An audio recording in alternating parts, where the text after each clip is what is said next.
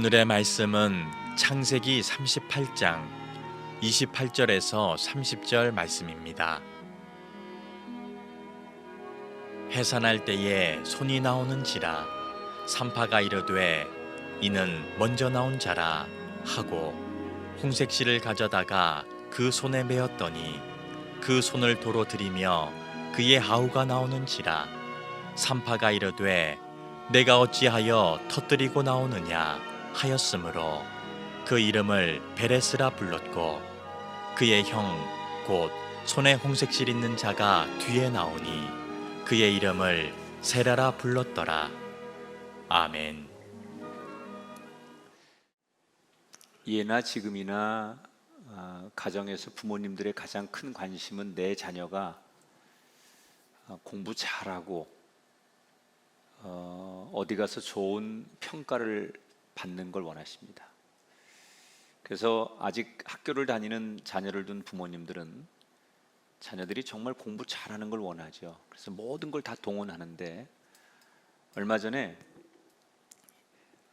책 하나가 나왔는데 입시를 지도를 수십 년 하신 전문가가 소위 성적이 잘 나오는 학생들을 분석해서 왜 그들은 성적이 잘 나오는가에 대한 그 노하우를 관찰해서 집필을 해서 써낸 책입니다.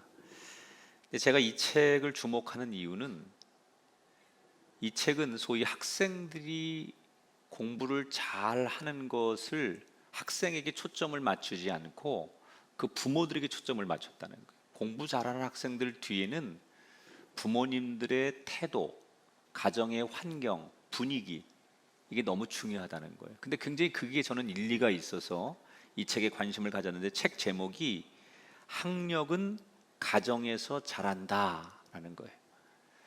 그러니까 우리는 아이들에게 공부 잘하라고 하고 공부 잘하는 방법을 아이들에게 전수해 주지만 사실은 공부 잘하는 대부분의 아이들은 그 뒤에 부모님의 생각 또는 가정의 분위기 때문에 공부를 잘한다는 거예요.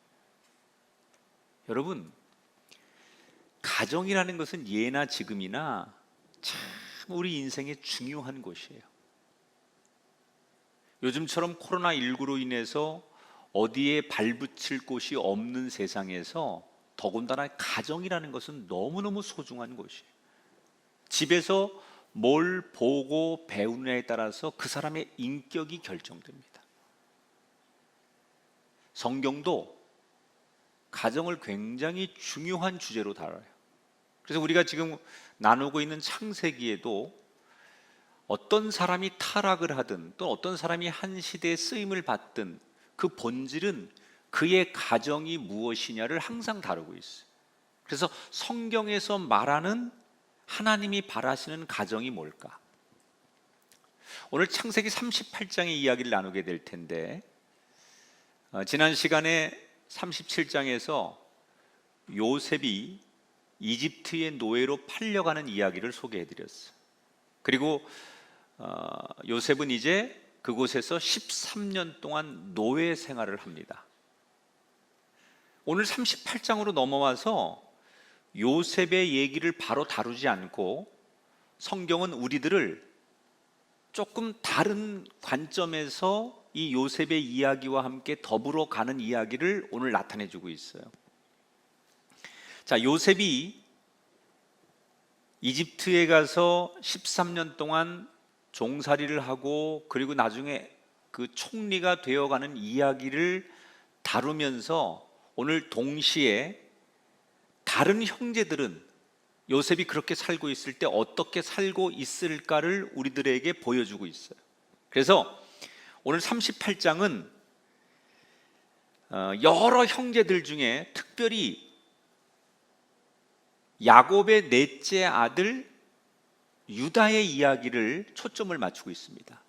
제가 성경을 여러분에게 읽는 법을 가르쳐드렸지만 성경은 구속사적인 관점에서 읽는 거니까 하나님이 이 땅을 구원하시기 위한 그 주제에 의해서 사람들이 계속 소개되는 거예요. 잡다한 얘기보다는 구속사적인 관점에서 성경이 집필되었기 때문에 오늘 특히 많은 형제들 가운데 유다라고 하는 인물을 성경은 우리에게 소개하고 있어요. 자, 이 유다가 오늘 1절 2절에 보니까 당시에 어떤 삶을 선택하느냐, 그 후라는 것은 요셉을 이집트의 종으로 팔고 돌아와서 유다가 자기 형제들로부터 떠나 내려가서 아둘람 사람 히라와 가까이 하니라. 쉽게 말하면 유다가 집을 떠나서 독립을 했다는 거예요.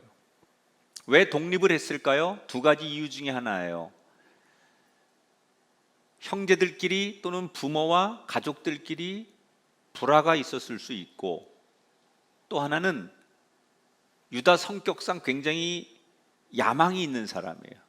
그래서 주도적으로 형제들 사이에서도 요셉을 이집트의 상인들에게 팔자고 제안하고 주도했던 인물이 유다거든요.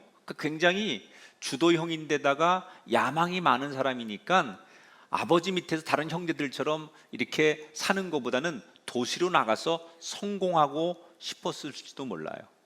그래서 아버지가 있었던 헤브론을 떠나서 북서쪽으로 한 24km 더 떨어진 아둘람이라고 하는 가나안 땅으로 그가 집을 떠나 독립을 합니다.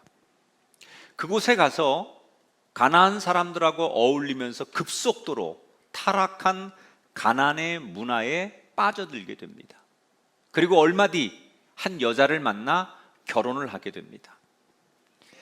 대개 이 당시에 다른 도시 가서 이방 여자들하고 결혼하는 사람들의 관심은 정략 결혼이에요.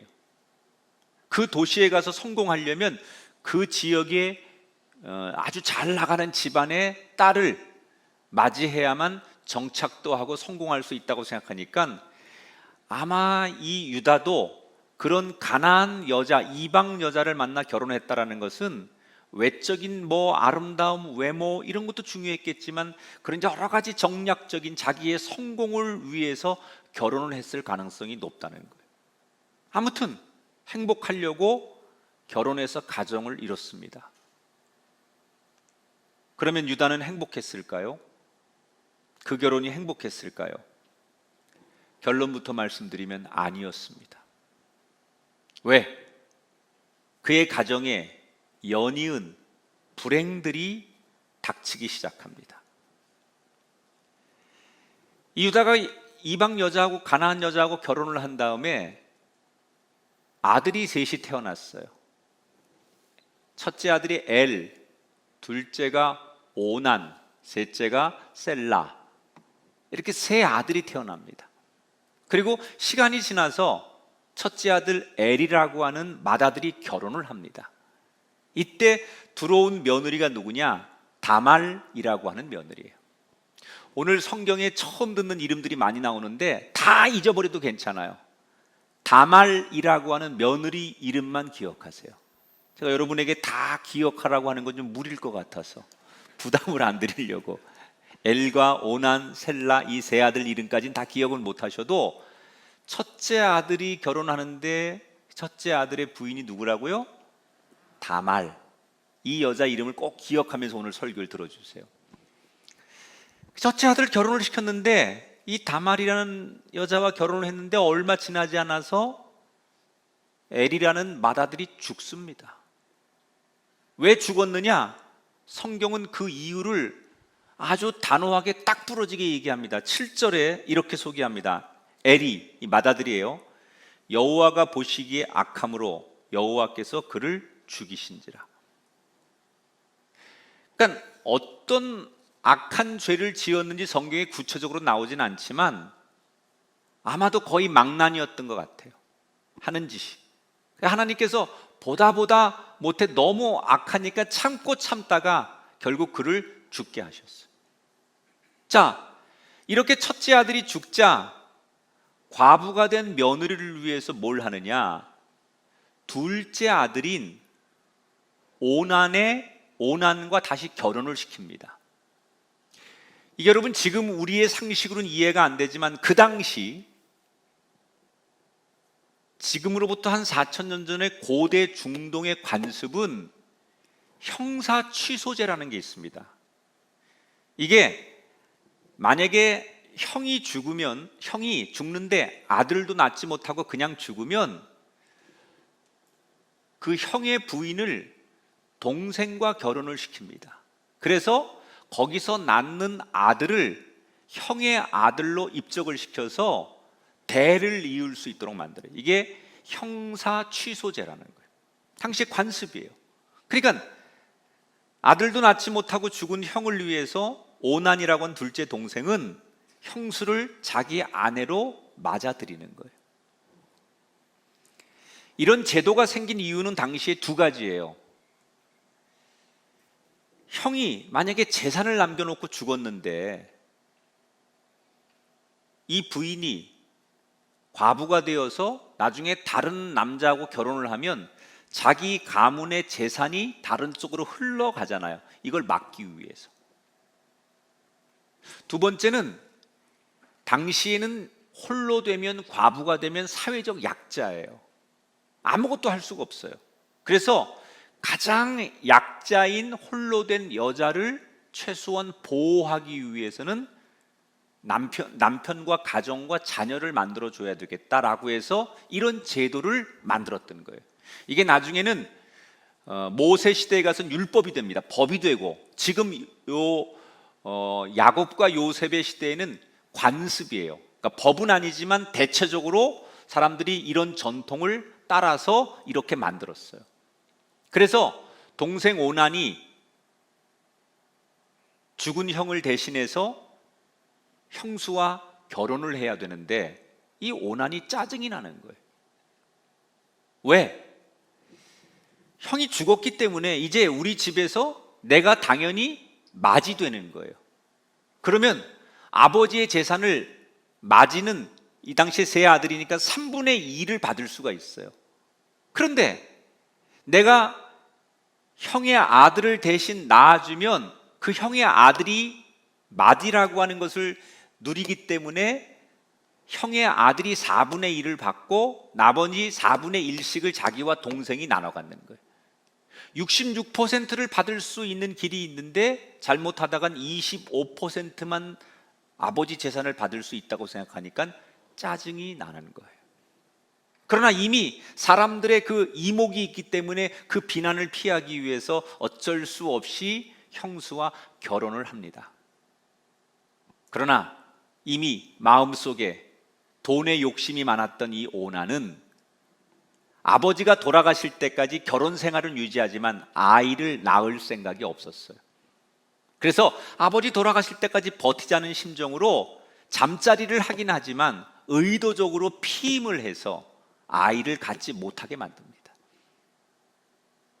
여러분, 이 오난이라고 하는 유다의 둘째 아들, 이 사람은 딱 어떤 사람이냐? 돈을 위해서라면 아버지, 형수, 가족을 언제든지 버릴 수 있는 인물. 돈의 욕심 때문에 가정을 지키고 아버지의 마음, 형에 대한 도리, 이런 거엔 전혀 관심이 없는 사람. 그러니까 이런 오난이라고 하는 인물과 삶의 행태를 하나님께서 보다가 더 이상 참지 못하시고 결국 오난도 죽게 만들어요.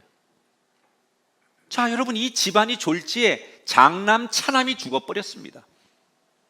아들 셋인데. 유다라고 하는 사람이 아버지 집에서 이 가나안 땅으로 도시로 올 때 그는 성공하려고, 행복하려고, 가나안 땅에 와서 행복하기 위해서 결혼을 했어요. 그런데 잘 사는 듯 했는데 결국 중간에 아들 둘을 잃게 되는 불행이 연이어 온 거예요. 왜 행복하고 싶었던 유다라고 하는 사람이 중간에 말로 다 표현할 수 없는 고난과 불행이 찾아온 걸까? 유다는 우리 집에 이렇게 불행하게 된 원인이 저 며느리 하나 잘못 들어와서 그런 거라고 생각을 합니다.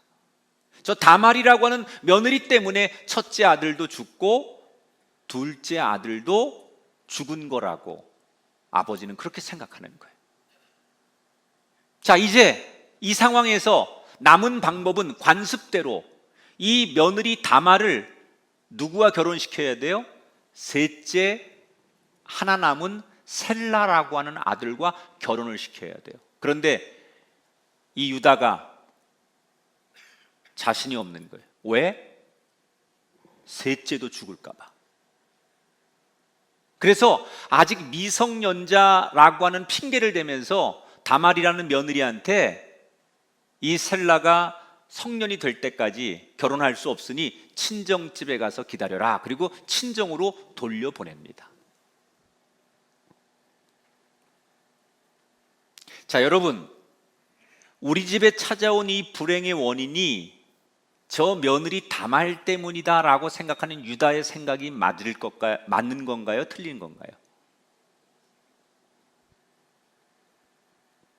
엘과 오난이라고 하는 두 아들이 죽은 이유가 정말 며느리 때문일까요? 아까 성경에서 뭐라고 그랬어요? 엘이 죽은 이유를 뭐라고 그랬어요? 하나님 보시기에 그의 삶이 악했기 때문이다.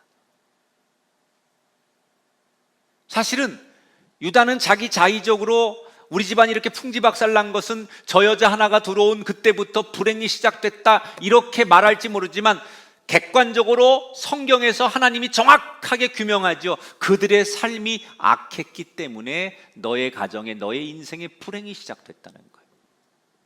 자, 그러면 이제 물어봐야 돼요. 왜?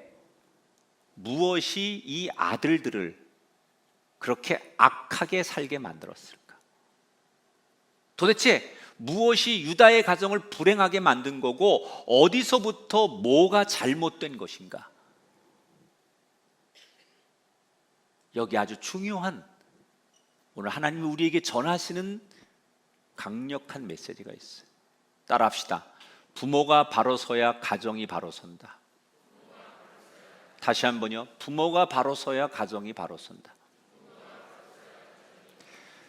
이 모든 이 가정의 불행의 시작은 아버지 유다 때문이에요. 유다. 며느리 때문도 아니고 물론 자녀들이 악했기 때문이지만 그 시작은 그 불행의 씨앗은 어디서부터 온 거냐? 아버지 유다 때문이라는 거예요. 자, 오늘 38장 시작할 때 본문에서 이 유다가 아버지 야곱의 집을 떠나서 혼자만 다른 형제들 다 놔두고 자기 혼자만 독립을 했다고 했어요. 여기서부터 문제가 생긴 거예요. 아버지 집을 떠났다라는 것은 이미 그 당시에 아버지 집은 예배하는 집이에요. 그곳은 예배가 있어요. 그런데 예배의 자리를 떠난 거예요.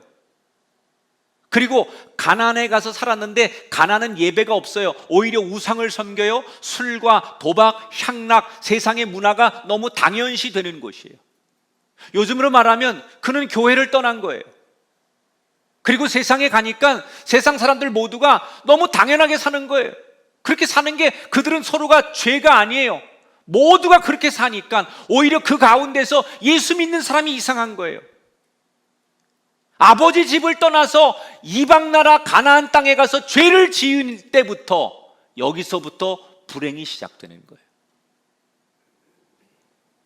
아니, 꼭 뭐 세상에 나간다고 다 죄를 짓습니까? 죄를 집니다. 세상에 가면. 평생 아버지와 함께 하나님을 공부하고 하나님에 대한 말씀을 들었지만 그가 아버지를 떠나서 가나안 땅에 가면서 죄를 지은 증거가 뭐예요? 가서 우상을 섬기고 이방 여자와 결혼하잖아요. 이게 증거예요.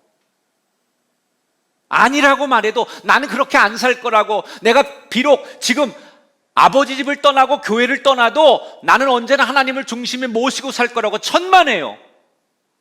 살다 보면 나도 모르게 그 세상에 동화되고 물드는 거예요. 자, 자기도 모르게 아버지 집에서 살던 그 예배의 자리가 아닌 세상의 문화, 타락, 이런 것 속에서 물들어 사는 자신을 보는 새 아들의 눈은 어땠을까요? 새 아들이 어릴 때부터 아버지를 보는 거예요. 이 객지에 나와서 오직 성공을 위해서, 돈을 위해서, 자기의 야망과 목표를 위해서 살아가는 아버지, 한편으로 보면 열심히 사는 건 맞아요. 객지에서 이 낯선 곳에서 성공해야 되니까 누구보다도 열심히 일했겠죠. 열심히 사업했겠죠. 열심히 경쟁했겠죠. 그게 열심이라는 것은 맞지만 아들들의 눈에 비춰지는 아버지의 모습은 어떤 모습이었느냐? 집에만 들어오면 오직 오늘은 얼마를 벌었는지, 오늘은 내 인생의 목표가 이만큼 모으는 건데 내 인생의 목표를 이만큼 이루었다든지, 심지어 내 목표와 야망을 위해서 누구와 싸워서 이겼다는 이야기를 자녀들 앞에서 자연스럽게 때로는 떠벌리기도 하고, 그런 아버지를 보면서 아들들은 자연스럽게 아버지를 배우는 거예요. 오직 돈에만 관심 있는 아버지.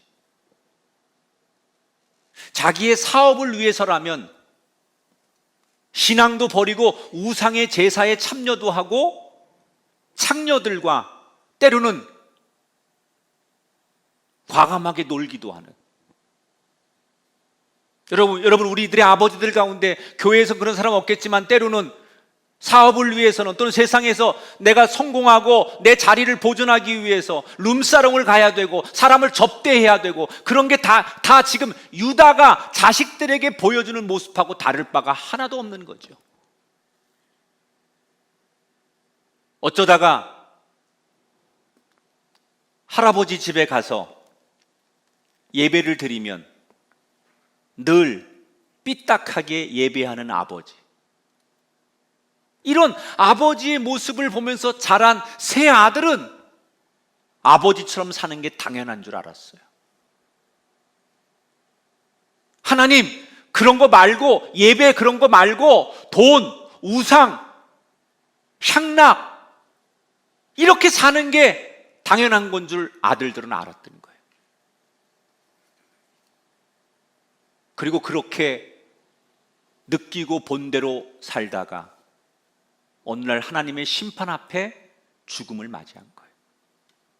만약에 아버지 유다가 자녀들에게 돈은 좀 적게 벌고 세상적으로는 좀 부족했을지라도 자녀들에게 믿음의 본을 보였다면 결과가 어떻게 달라졌을까요?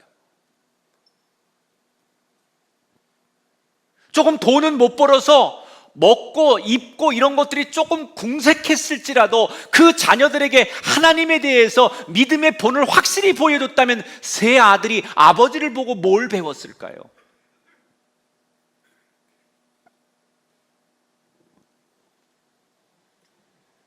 우리는 저마다 우리 가정이 잘 되기를 바라고, 모든 부모님들은 내 자녀가 다 잘 되기를 바라요.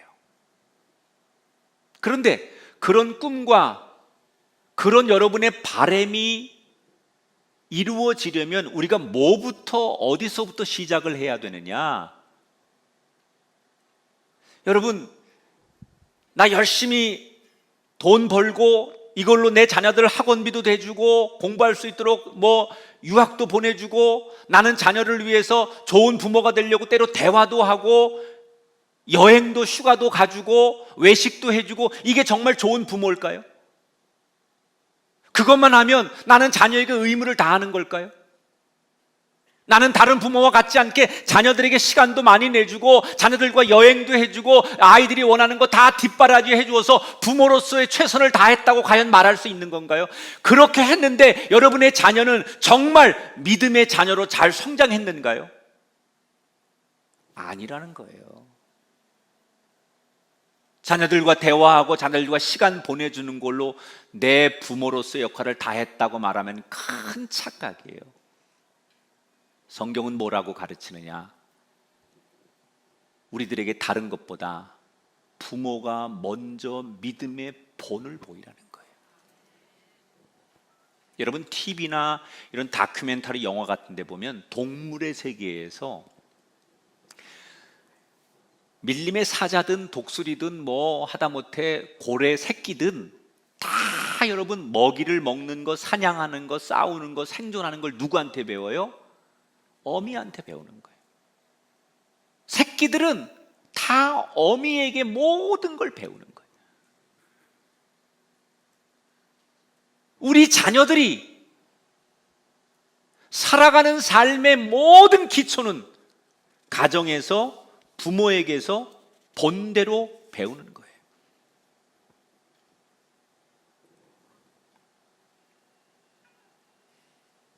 지금부터 혹시 내가 이걸 놓치고 있다면 돈 버는 거 조금 내려놓으세요. 아무리 많이 벌어도 여러분, 그 돈이 여러분 자녀를 성공을 보장하지 않아요. 여러분 자녀들의 행복을 보장하지 않아요. 평생을 아름답게 살아가는 삶을 보장하지 않아요. 믿음의 본을 보이는데 내려놓을 게 있다면 사업이 됐든 인간관계가 됐든 여러분의 취미가 됐든 자녀들에게 믿음의 본을 보여야 된다면 지금부터라도 이걸 다시 하셔야 돼요. 그러기엔 너무 늦었습니다. 내 자녀들이 다 커졌습니다. 아닙니다. 늦지 않았습니다. 평생 그런 부모님, 그런 아버지, 그런 엄마인 줄 알았는데 어느 날 진짜 하나님 앞에 은혜 받고 어느 날 진짜 깨지고 하나님 앞에 돌아서더니 진짜 우리 아버지 어머니가 노년에 나이 먹어서 바뀌었네, 진짜 변화되었네, 이런 모습을 보면 여러분의 자녀도 바뀔 수 있습니다. 아무리 머리가 크고 가정을 갖고 결혼했어도 살아있는 부모님이 변화되는 모습을 보면 자녀들도 인생의 가치관을 바꿀 수 있다는 거예요.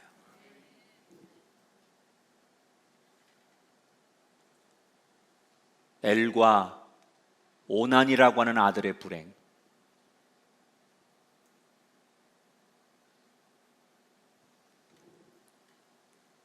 이게 내 책임은 아닌가?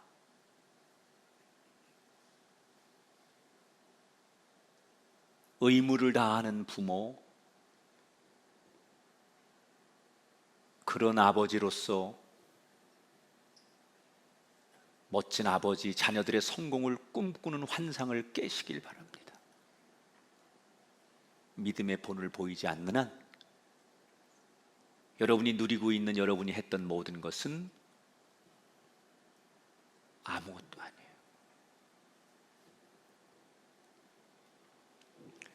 첫째와 둘째를 졸지에 잃어버린 유다, 그런데 얼마 뒤에 아내까지 죽습니다. 여러분, 어느 엄마가 생때 같은 아들 둘을 잃었는데 제정신으로 살겠어요? 무슨 병이 와도 왔겠지요. 결국 유다의 아내도 얼마 뒤에 세상을 떠나요. 자, 아들 둘을 잃고 연이어 아내까지 세상을 떠났어요. 이거는 불행한 사건이지만 이것을 영적으로 해석하면 이건 어떤 메시지일까요? 지금 일어나고 있는, 유다에게 일어나고 있는 이 모든 사건을 영적인 눈으로 보면 하나님이 이제라도 유다가 하나님께 돌아오기를 부르시는 하나님의 음성이에요. 그런데 영혼의 귀가 어두워진 유다는 이런 하나님의 간절한 부르심, 이런 사건을 통해, 이런 일들을 통해 하나님이 자기를 부르시는 그 음성을 귀가 어두워서 못 듣는 거예요. 오히려 그러면 그럴수록 이 모든 불행의 원인이 그 며느리 다말 때문이라고 더욱더 확신을 하는 거예요. 셀라라고 하는 막내 아들이 성인이 됐습니다. 그럼 당연히 다말과 다시 결혼을 시켜야 되는데 유다는 그럴 마음이 없어요. 한편 시아버지 말만 믿고 친정집에 가서 이때나 저때나 기다리는데 시댁에서 결국 외면하는, 그리고 이러지도 저러지도 못하는 이 며느리 다말의 심정은 어떨까요? 시댁은 자기를 외면하고 세상에 나가서는 당시 법으로는 홀로 된 여자가 다시 결혼할 수도 없고 이러지도 저러지도 못하는 기가 막힌 운명에 놓인 다말. 여러분이 다말이라면 어떻게 하시겠어요? 시댁에 가서 따지겠습니까? 아니면 운명이라고 생각하고 만약 기다리겠습니까? 바로 이때 이 다말이라고 하는 며느리가 상상을 초월하는 방법으로 시의 아버지에게 다가갑니다. 어느 날 이 유다가 가나안 친구들과 함께 양털을 깎기 위해 딥나라고 하는 곳으로 갑니다. 제가 한번 지난번에 말씀을 드렸는데 이 고대 중동 사람들은 양털을 깎는 그 시즌이 축제예요. 우리 농사를 짓는 사람들은 농사 지을 때 풍년제 같은 거 드리잖아요. 옛날 사람들이. 그런 것처럼 목축업을 하는 이 당시의 사람들에게는 양털을 깎을 때가 마치 우리가 드리는 풍년제 같은 축제일이에요. 그래서 사람들이 1년 내내 목축업이 잘 되기를 기도하면서 털을 깎을 때 신전에 가서 우상들에게 제사를 지냅니다. 그런데 이 제사를 지낼 때는 반드시 술을 먹게 돼 있고, 술을 먹으면 그 신전 주변에 창녀들이 있습니다. 창기들이. 그래서 그 창기들하고 잠자리를 하는 거예요. 그러니까 문화라는 게 술이 있고 우상이 있고 술이 있으면 당연히 그런 문화가 있는 거예요. 이게 그 당시의 관습이야. 그래서 사람들이 양털 깎으러 가가지고는 먹고 마시고 창기들하고 놀아나는 거예요. 그래서 그 관습에 유다도 자기 동료들과 함께 양들을 이끌고 딥나라고 하는 곳에 가는 거예요. 이때 이 시아버지의 동선이나 모든 걸 다 알고 있었던 다말이라는 며느리가 평상시에 자기가 입고 있던 과부의 옷을 벗고 창기들이 입는 야한 옷을 입습니다. 그리고 얼굴을 아주 아름답게 화장을 하고 그 당시 관습대로 얼굴을 가리지요. 그리고 시아버지가 지나가는 신전 바로 앞에 앉아 있다가 시아버지가 저기서 오니까 먼저 다가가 시아버지를 유혹하는 거예요. 그런데 이미 부인도 죽어서 욕정에 굶주려 있었던 이 유다는 이게 자기 며느리 다말이라고는 꿈에도 생각을 못하고 그냥 흔히 있는 창기라고 생각하고 돈을 주고 관계를 맺습니다. 그런데 돈이 없어요. 현금이 없으니까 염소 새끼 한 마리를 관계를 맺는 조건으로 주기로 합니다. 근데 당장 염소 새끼가 없으니까 이 유다가 자기의 신분증인 도장과 자기를 나타내는 권위의 상징인 지팡이를 이 여자에게 맡기고 내가 이걸 염소 새끼를 갖다 준다는 보증으로 이걸 맡기고, 그리고 요즘 말로 말하면 외상하는 거죠. 외상술 먹는 거예요. 그걸 담보물로 맡겨요.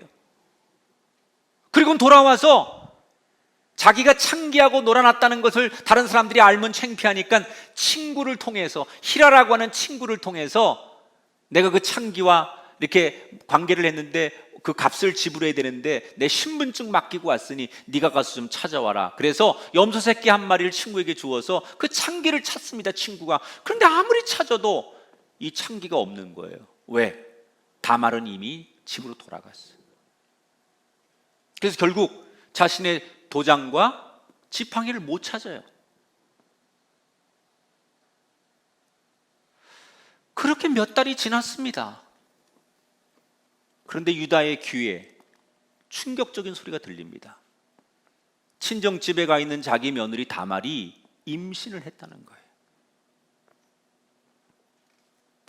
화가 난 유다가 홀로 된 여자가 임신을 했다는 것은 불륜을 저지른 거 아니겠느냐. 머리 끝까지 화가 난 이 유다가 종들에게 명령하죠. 그 여자를 끌어다가 화형에 처해라. 죽여버리라는 거예요. 우리 가문을 능멸했기 때문에. 이때 다말이라는 며느리가 시아버지 앞에 끌려 나오면서 내가 관계를 맺은 주인의 도장과 지팡이가 여기 있습니다. 내 뱃속에 아기의 주인이, 아기의 아버지가 바로 이 도장과 지팡이를 가진 사람입니다 라고 그걸 내밉니다. 그게 누구 거예요? 유다 거예요. 유다가 이걸 확인하게 되는 거예요. 말로 다 할 수 없는 충격을 받죠. 그런데 이때 유다가 엄청난 충격 앞에서 회개하기 시작하는 거예요. 이 갈림길에서 유다가 지금까지 삶은 아버지를 떠나서 야망과 가난한 여자와 이방 여자 그리고 자식들 앞에서 뭐 그런 세상적인 걸로 가득했던 사람, 자기의 욕심을 위해서라면 아주 피도 눈물도 없이 살았던 그 사람, 자기의 체면 때문에 친구를 팔고 자기는 빠져나가는 얍삽한 사람. 그런데 물론 자기가 의도한 건 아니지만 창기라고 생각하고 관계를 맺었던 여자가 자기 며느리라는 사실을 알고 기겁하는 이 상황에서 유다가 뭘 하느냐? 제일 먼저 무릎 꿇고 자기 며느리에게 사과를 합니다. 그리고 다말을 며느리로 인정하고 다시 집으로 불러들여요. 그리고 그 며느리를 절대 건들지 않아요. 다말이 만약에 이때 회심하지 않으면 어떻게 할 수 있었을까요? 저 여자가, 저 며느리가 내 도장과 지팡이를 훔쳐갔다고 말할 수도 있고요. 아니, 내가 잊어버렸다라고 말할 수도 있지 않겠어요? 힘 있는 그 입장에서는 연약한 여자를 그렇게 생매장시킬 수도 있잖아요. 그런데 그런 세상의 비난, 이런 것들을 두려워하지 않고 그걸 다 자기가 감수해요. 내가 의도한 건 아니지만 내 실수였고 내 허물이다. 며느리에게 상처를 준 걸 용서를 구하고 세상 사람들이 자신을 비난할지라도 그 비난을 기꺼이 감수하며 자신의 허물과 자신의 죄악을 인정해요. 그건 뭘 말하는 거예요? 하나님 앞에 자신의 살아온 삶을 회개하고 돌아섰다는 거예요. 얼마 뒤 다말이 아이를 낳는데 쌍둥이를 낳습니다. 첫째 아이가 이름이 세라고 둘째가 베레스예요. 그래서 당시 관습에 따라서 첫째 쌍둥이, 첫째 세라는 그 다말의 죽은 남편, 그러니까 유다의 첫 번째 아들 엘의 아들로 올라가고요, 쌍둥이 동생으로 태어난 베레스는 유다의 넷째 아들이 되는 거예요.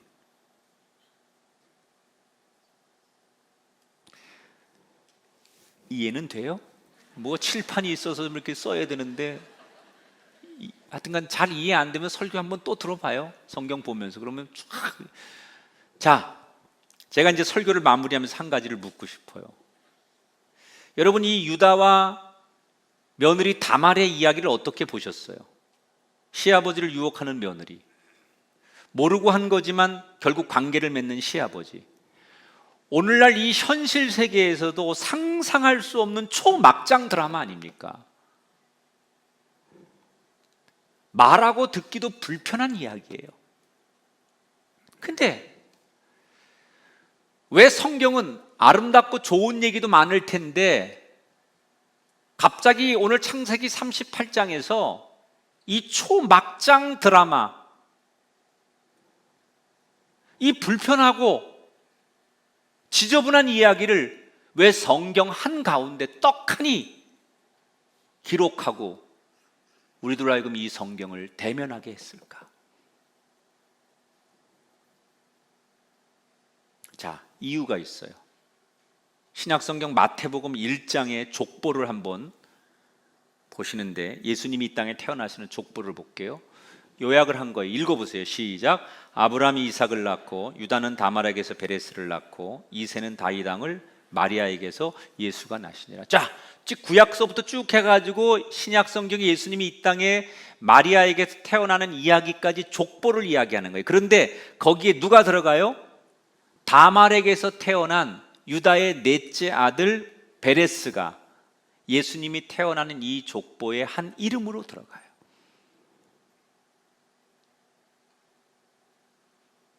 예수님이 이 땅에 태어나시는, 구원자로 태어나시는 것은 하나님의 계획이었어요. 그리고 하나님이 제일 먼저 아브라함에게 하셨던 약속이에요.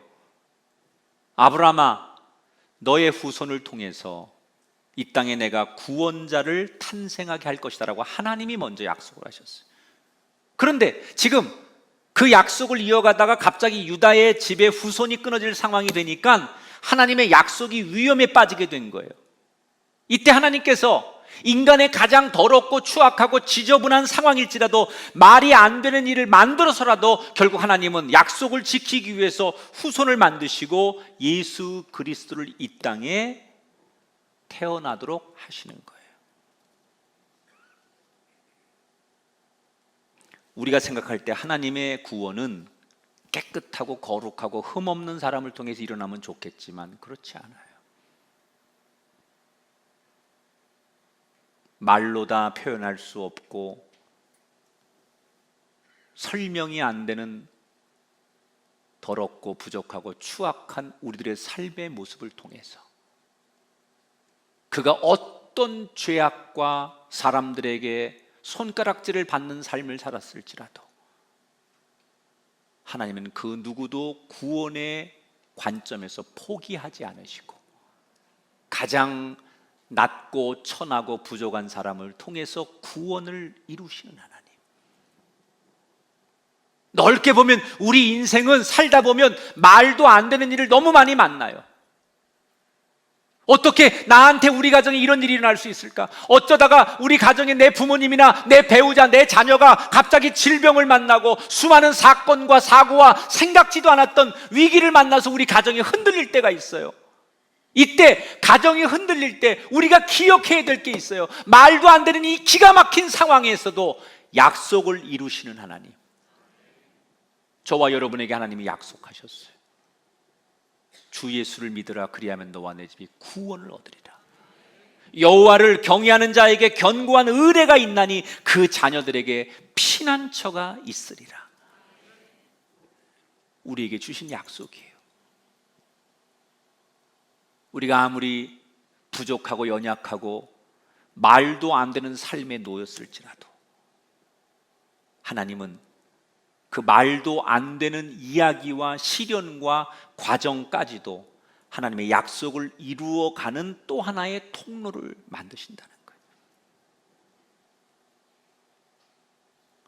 우리가 사람들의 평가, 비난, 내 머리로는 다 이해할 수 없는 말도 안 되는 이야기를 만났을 때 딱 하나만 기억해야 돼요. 약속을 이루시는 하나님. 여러분이 어떤 삶을 살고 어떤 기가 막힌 운명에 놓였어도 하나님은 여러분에게 약속한 것을 지키시는 분이에요. 내가 흠없이 하나님 앞에 세워진 산 제물이 되면 좋겠지만 어쩔 수 없는 상황에서 그렇게 살지 못했을지라도 그 다말이라고 하는 비천한 여인을 통해서 태어난 아이를 통해서 예수님이 이 땅에 태어나게 하셨던 그 약속을 이루시는 하나님.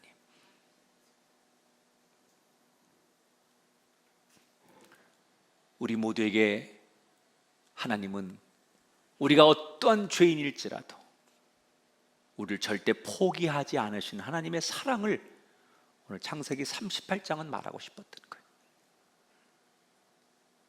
말씀을 정리합니다. 복된 가정, 정말 행복한 가정을 원하는 우리들에게 오늘 하나님이 두 가지 말씀하셨어요. 부모들에게, 여러분에게 하나님이 엄중하게 말씀하세요.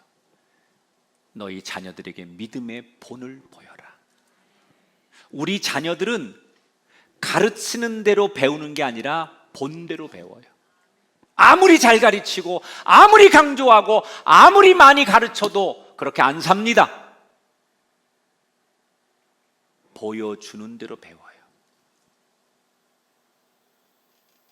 가르치는 걸로 부모의 일을 다 했다고 생각하시면 안 돼요. 보여주세요.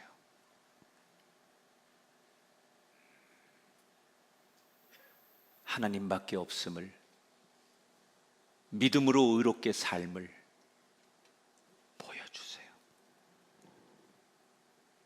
어떠한 기가 막힌 상황이 왔을지라도 약속을 이루시는 하나님만 붙들면 그 진흙 구덩이에서도 꽃을 피는 하나님의 기적이 나타날 줄 믿으면서 절대로 힘들다고 흔들리거나 포기하지 마시고 하나님의 약속이 나와 여러분을 통하여 이 땅에 이루어지게 되시기를 주님의 이름으로 축원합니다. 그래서 하나님의 눈에 드는 멋있는 가정들, 쓰임받는 가정들 다 되시기를 주의 이름으로 축원합니다.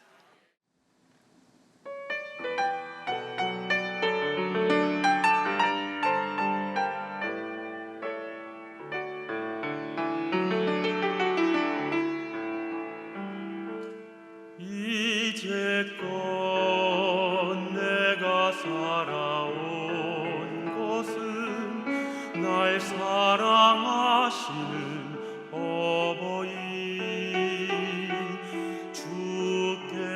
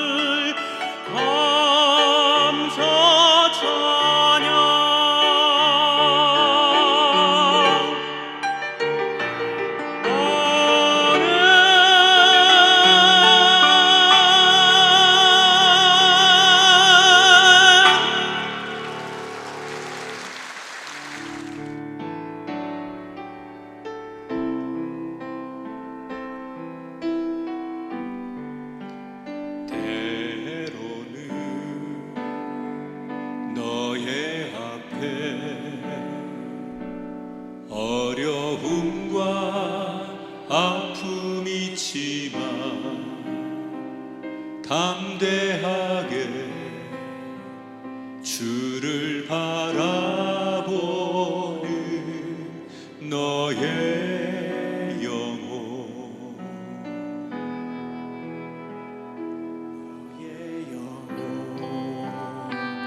우리 볼 때 얼마나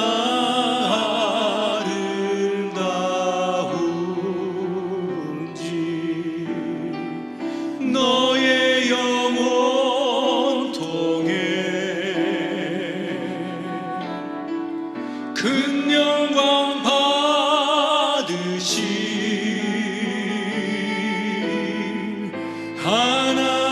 하나님을 찬양 오 할렐루야 너는 택한 족속이요 왕같은 제사장이요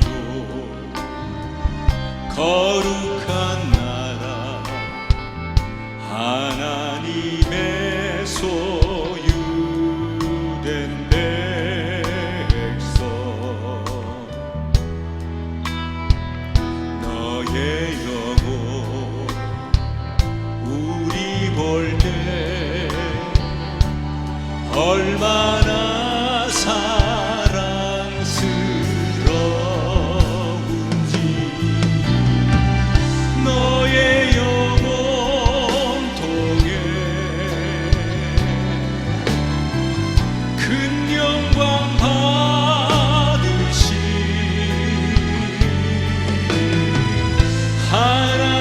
하나님을 찬양 오 할렐루야 우리 두 손 높이 드시고 너의 영혼 통해 큰 영광 받으신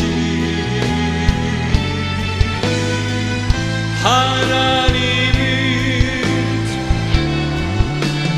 오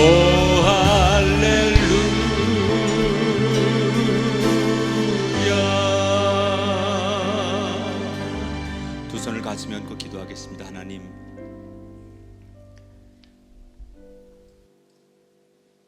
지금 돌아서야 합니다. 지금 멈춰야 합니다. 우리가 있어야 할 자리로 다시 돌아가야 합니다. 왕 같은 제사장 되라고 우리를 하나님의 자녀로 불러주셨는데 하나님을 등지고 세상에서의 성공과 야망을 향하여 내려가는 우리 삶을 멈추게 하시고 돈으로 자녀를 키우거나 세상의 방법으로 자녀를 축복하는 일을 멈추게 하시고 믿음의 본을 보이는 부모의 자리로 돌아오게 하여 주옵소서. 이 땅에 가정이 회복돼야 하나님의 나라가 이루어집니다. 우리 가정이 천국이 되길 원하시는 하나님, 이미 하나님이 주신 은혜를 가지고 우리의 가정을 천국으로 만들게 하옵소서. 너무 늦지 않았습니다. 다 커버리고 가정을 가진 자녀를 어찌할 수 없다고 방관하지 않게 하시고 기도하는 부모, 눈물로 무릎 꿇는 부모 되게 하셔서 가정과 자녀와 이 땅의 회복의 기초를 놓게 하여 주옵소서. 우리가 어떤 일을 만나도 우리에게 약속하신 것을 지키시는 하나님, 최악의 말 못할 위기에서도 하나님의 약속을 이루시는 하나님을 바라보게 하시고 하나님의 손을 붙들고 걸어가는 한 주간이 되게 해 주옵소서. 우리가 드리는 귀한 찬양과 정성, 특별히 11조와 감사의 물을 받으시고 하나님의 나라가 우리 가운데 이 헌신을 통하여 이루어지도록 은총을 내려 주옵소서. 이제는 우리 주 예수 그리스도의 은혜와 하나님 아버지의 극진하신 사랑하심과 성령님의 감화 감동 역사하심이 영원토록 함께하기를 축원하옵나이다.